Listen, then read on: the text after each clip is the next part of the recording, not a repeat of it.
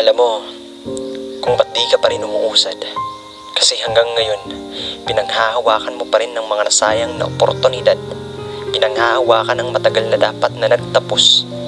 Hinahanap pa rin ang mga bagay na nakasanayan na pinagpipilitan pa rin ng sarili. Hinahayaan ka pisaduhin ang dapat matagal nang nilimot. Pinananatili ang nakadikit naman siya sa kumot.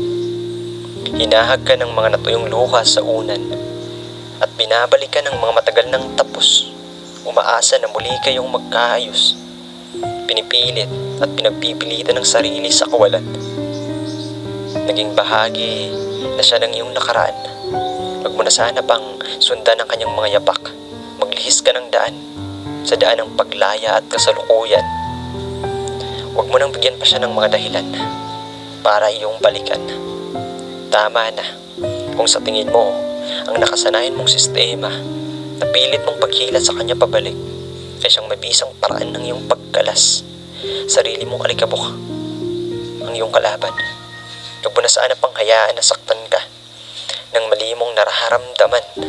Itigil mo na dahil ang lahat ay tapos na. May pagitan sa iyong dalawa. Mag-iba ka na ng ruta. Ang pag-usan ay paglaya mula sa bangungot ng nakaraan.